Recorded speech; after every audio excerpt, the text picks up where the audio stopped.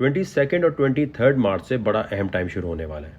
और ये इसी तरह है जैसे बहुत इंपॉर्टेंट अगर आपका कोई इंटरव्यू होता है या अगर आपको बहुत बड़े एग्ज़ाम की तैयारी करनी होती है तो आप उसकी तैयारी आप पहले से शुरू करते हैं। या आप जिम में जाते हैं और आपको बहुत हैवी वर्कआउट करना है तो आप वार्म अप बड़ा अच्छा करने की कोशिश करते हैं। इसी तरह अपने रूह अपने सोल का प्री वर्कआउट करना शुरू कर दें। अब अगर जब ऐसी बातें कोई करना शुरू करता है तो हर तरफ से आवाज़ एक आती है, अरे 100 चूहे खा के बिल्ली हज को चल रही है, अबे मस्जिद में तुम्हारा क्या काम, अबे छोड़ भाई, तू रमज़ान की बात मत कर, तू हीरो नहीं बना कर। मकसद ये है कि जो गुनाहगार मेरी तरह के लोग हैं उनके लिए ही सबसे इम्पॉर्टेंट है कि ज़्यादा से ज़्यादा अपनी रूह की तैयारी करें, क्योंकि रमज़ान की मैं तो कहता हूँ थीम ये होनी चाहिए कि 100 चूहे खा चुके हो तो अब तो हज पे जाने की तैयारी करो।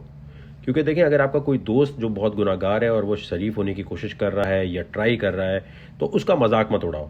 अबे एक तो नमाज़ पढ़ने आ रहा है, अबे तू बड़ा हीरो बन रहा है, कुछ भी नहीं बोलो और मोटिवेट करो उसे।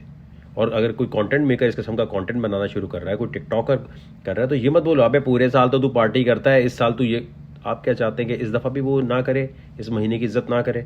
मतलब किसी एक्टर को, किसी फीमेल मॉडल को आप देखते हैं कि यार वो इस महीने में अगर रमज़ान की बात कर रही है तो आप बोलें अबे ये तो गाने भी गा रही थी, अबे ये तो वो भी कर रही थी।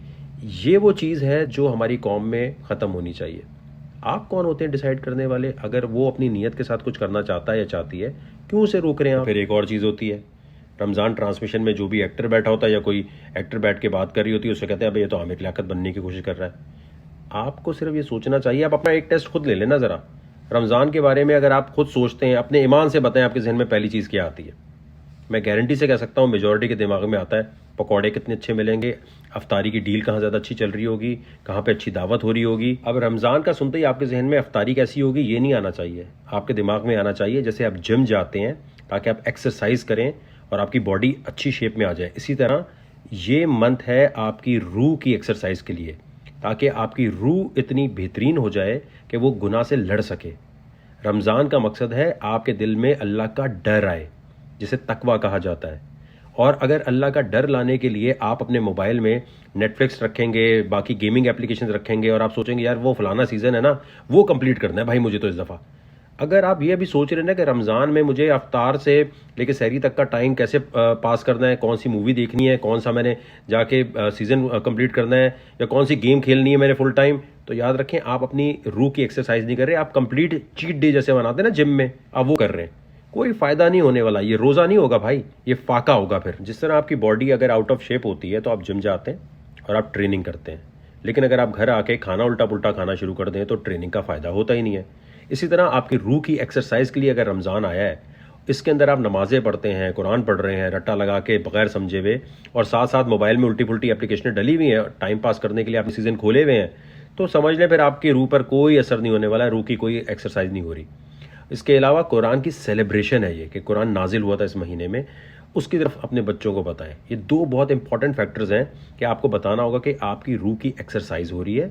इसको कूल बनाएं, उनको इस तरह बताएं जैसे उन्हें लगे हाँ यार ये बहुत कोई ट्रेंडिंग चीज़ है, हमें अपनी रूह की एक्सरसाइज पे तवज्जो देनी है। और कैसे देनी है? कुरान को समझ के पढ़ना है, रट्टा मार के नहीं पढ़ना। और सिर्फ मौलाना साहब पे डिपेंड नहीं करना कि चलो यार ये तो हमारा काम नहीं है, मौलाना साहब हमें बताएंगे हमें क्या करना है।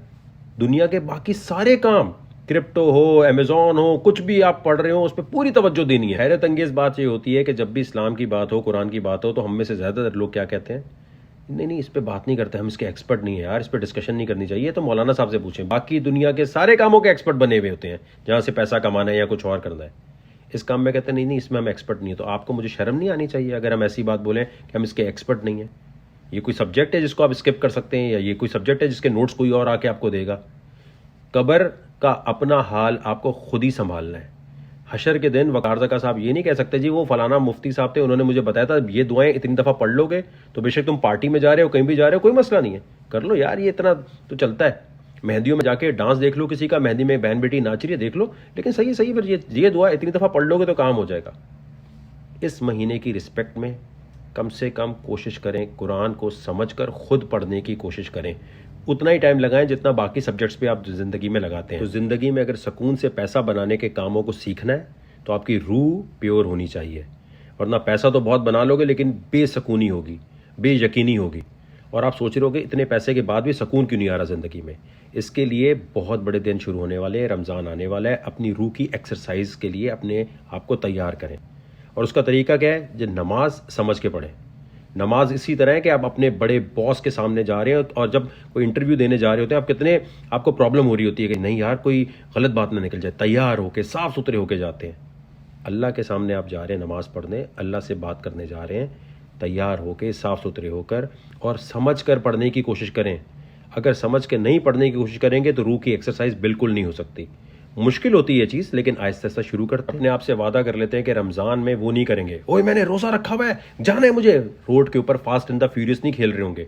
रमज़ान इसलिए नहीं है कि आप दूसरे को दिखाएं मैंने रोज़ा रख के एहसान किया और गुस्सा करूंगा, लड़ाई करूंगा मैं तुझसे।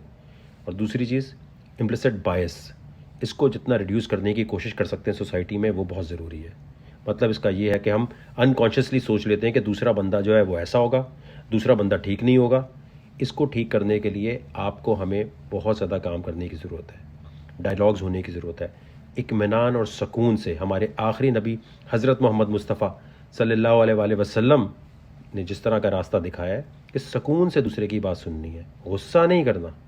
आराम से डिसएग्रीमेंट भी करना है तो पहले थोड़ा एग्री करके उसकी बात सुनने की एबिलिटी रखनी है। किसी फालतू बहस में पड़े बगैर, नेगेटिव कमेंट किए बगैर एक दूसरे के लिए दुआ करते हैं कि रमज़ान शुरू होने वाला है। अल्लाह ताला हमें तौफीक अता फरमाए कि हम तकवा अचीव कर सकें, यानी अल्लाह का डर हमारे दिलों में आ सके। और जो असल मकसद है रमज़ान का कि कुरान की सेलिब्रेशन की जाए, और जो असल मकसद है रमज़ान का कि इसमें हम उन लोगों को याद रखें जो शायद अफोर्ड नहीं कर सकते चीज़ें, लेकिन दिल से जाकर नेकी करें और नेकी को ट्रेंड में लाने की कोशिश करें। हर शैतानी काम हम पोस्ट कर देते हैं, हर शैतानी काम हम दिखाने लग जाते हैं, नेकी को कहते हैं छुपा दो।